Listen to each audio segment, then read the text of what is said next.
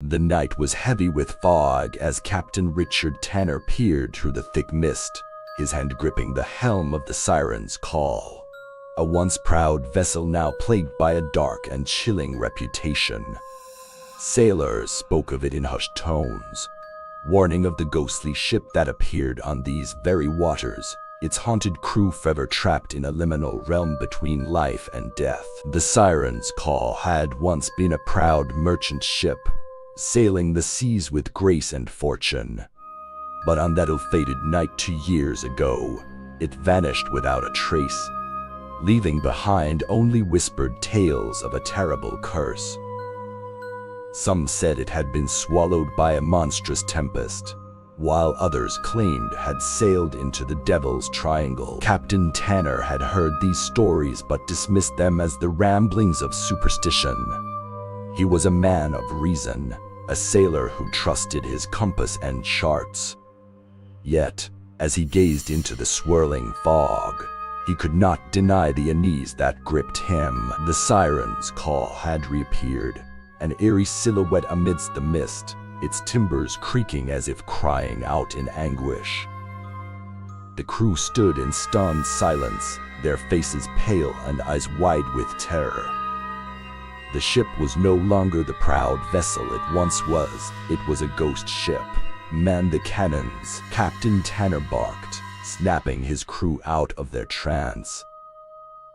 Prepare to defend ourselves. As the Siren's Call drew closer, its spectral form became clearer.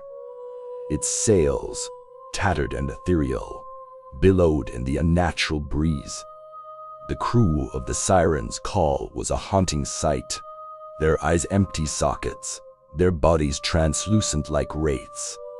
They moved in silence, their ghostly hands reaching out toward the living. The cannons roared to life, sending cannonballs hurtling toward the approaching ghost ship. But the projectiles passed right through the Siren's Call, leaving no mark. It was as if the laws of the physical world had no hold over this cursed vessel. With mounting dread, Captain Tanner ordered his crew to prepare the boarding planks.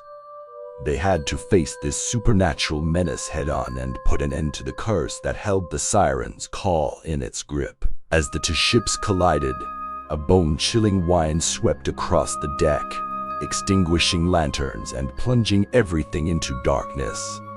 The only source of light was the eerie glow emanating from the ghostly crew of the Siren's Call. A fierce battle ensued, with Captain Tanner and his crew clashing with the spectral invaders.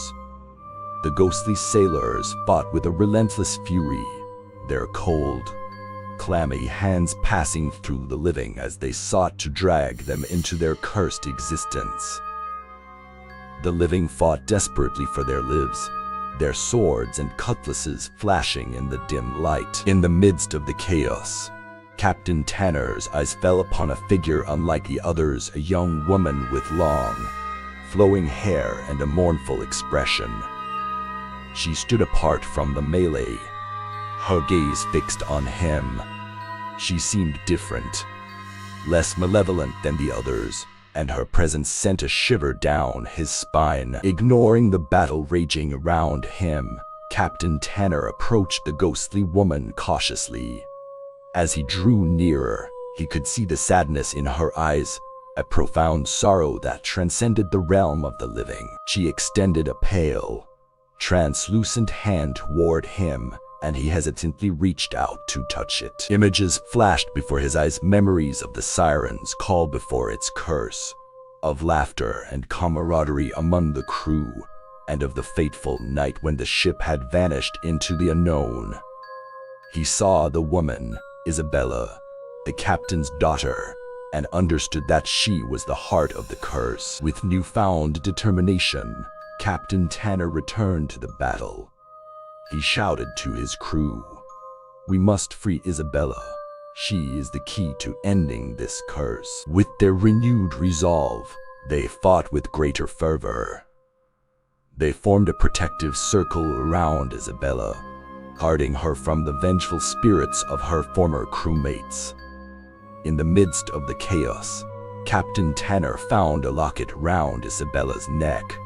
A locket that contained a lock of her hair and a faded portrait of her family. As he held the locket in his hand, a surge of energy coursed through him.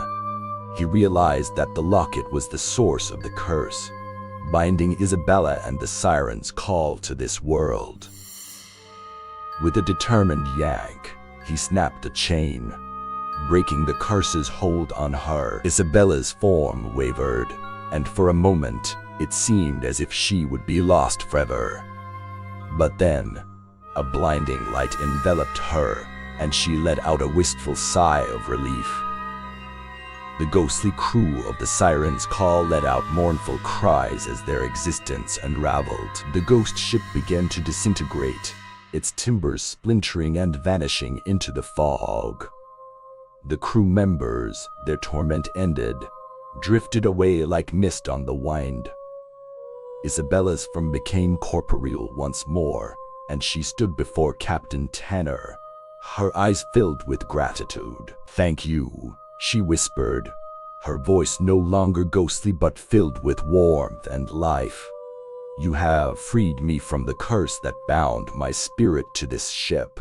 The siren's call dissolved completely, leaving only the sound of the wind and the lapping of the waves. Captain Tanner and his crew watched as the ghost ship vanished into the mists, its curse lifted and its restless souls finally finding peace. As dawn broke, Captain Tanner and his crew sailed away from the now calm waters, leaving behind the legend of the ghost ship that haunted the seas.